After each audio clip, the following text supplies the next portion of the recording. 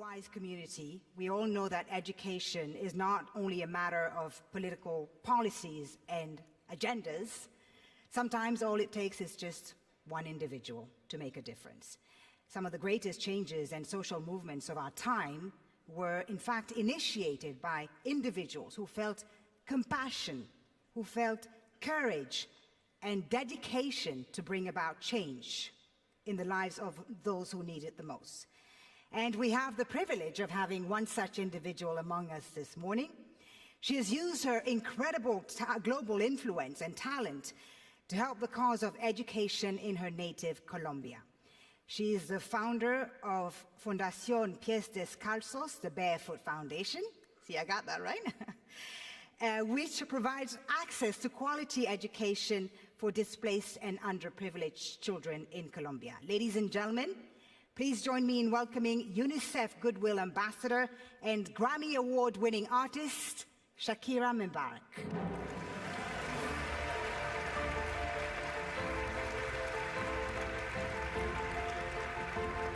Thank you.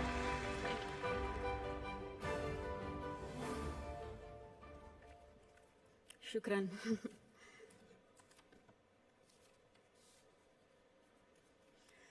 Good morning, Your Highness, Excellencies, friends and colleagues. I would like to thank you for the opportunity to be here today.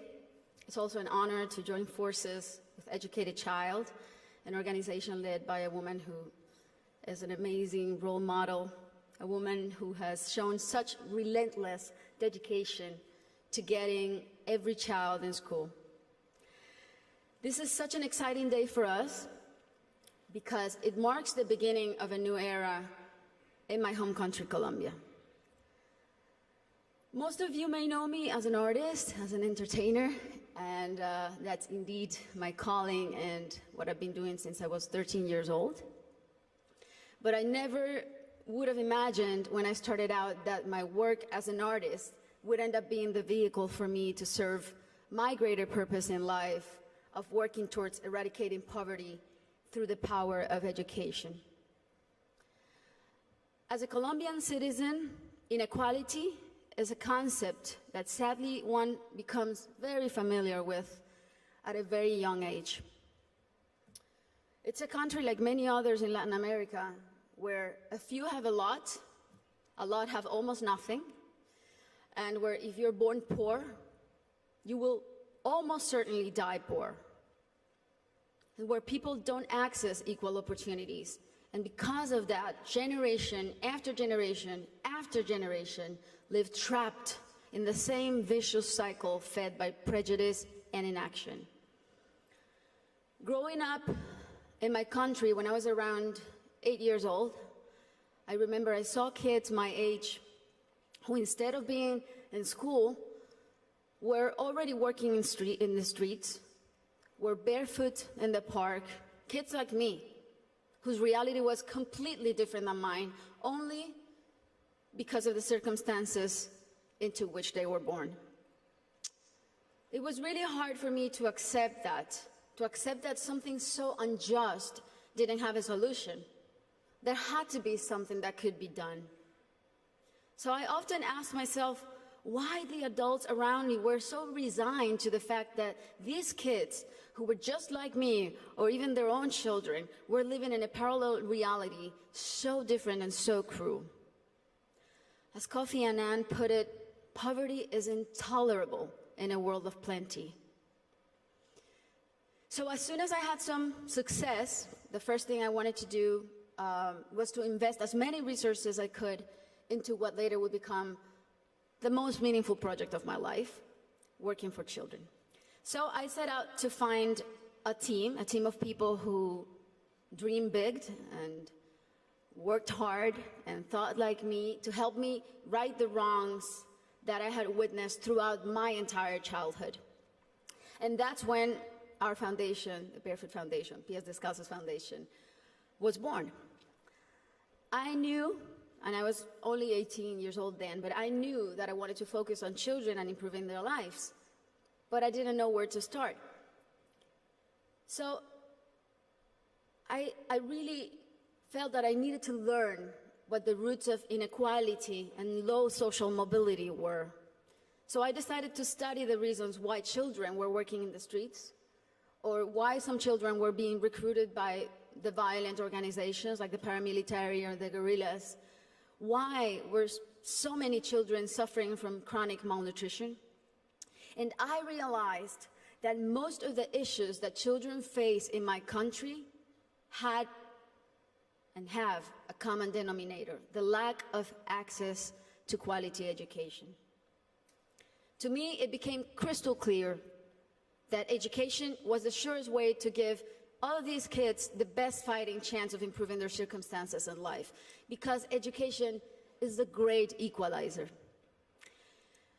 When I started building schools in Colombia, we chose the most remote areas where there was literally nothing, no infrastructure, no paved roads, no electricity, no potable water.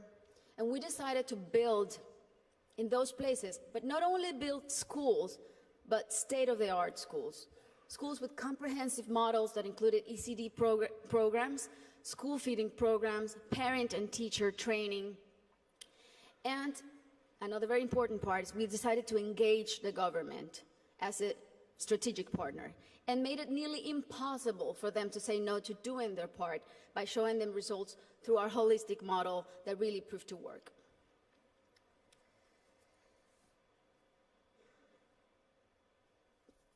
We noticed that as soon as a school is built in those places, everything is transformed. The improvements to the infrastructure were jaw-dropping.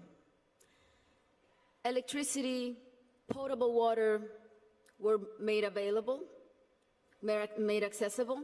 Roads were paved. Malnutrition plummeted. But the best part of all is the academic results. The kids really responded academically. And now those kids who could have been recruited by the guerrillas or paramilitaries, or that could have had a completely different outcomes for their lives, they're now on their way to the university and thriving in their communities. Some of them are athletes, some of them are professionals.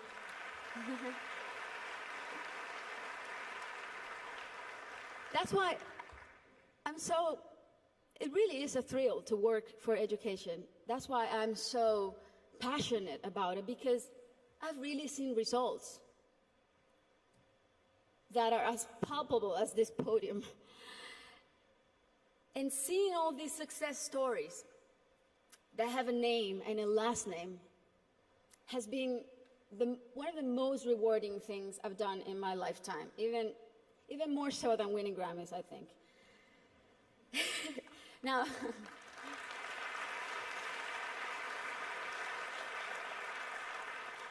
that said, our work is far from being done. Many developing countries are still rife with inequality and internal conflict, and there are a lot of kids who still need to be reached. History is not only the past. History, it's made every day in the present. And what matters now is how we go forward and how we fix what's wrong. And that is the real challenge. This is the goal of the SDGs and what people like Her Highness and myself and so many more of you who are adamant about achieving are here for.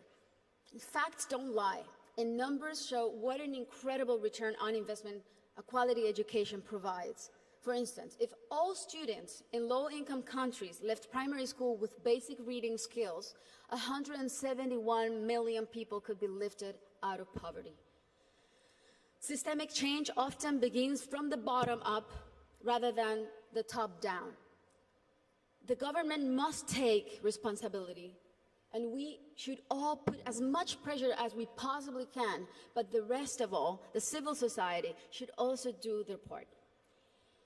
What we have discovered, both at PS Descalzos and Educated Child, is that many times only one single barrier to entry, such as no access to transportation or basic needs like a functioning bathroom, can prevent a kid from attending school or even put them at risk of dropping out. Sometimes all it takes to change a child's life is the security of a hot meal in school, or the ease of being able to hop on a bus that will leave you safely at your classroom's door. It's as simple as that. And these are simple interventions, and they don't cost a lot. The biggest effort really is in mapping the communities, in going door to door, searching for the out-of-school children, talking to the parents, talking to their families. Giving a name and putting a story behind these children is the first step to start rewriting their story. Over the next 3 years, we pledge to get 54,000 kids who are out of school or at risk of dropout into the educational system. Ultimately, more than 295,000 people will benefit from this project, including children, teachers, families, and community members. New schools and classrooms will be built. School kits and uniforms will be distributed. Children will be enrolled in school, feeding and transportation programs. Teachers will be trained in strategies and in how to identify those students who are at risk so they can receive psychosocial support. And we are extremely confident that this partnership is only the beginning and will be the model to replicate throughout my country until not a single child is out of school. This is our responsibility. Thank you. This is our responsibility to our children and our debt to fulfill for the generations to come. Thank you very much.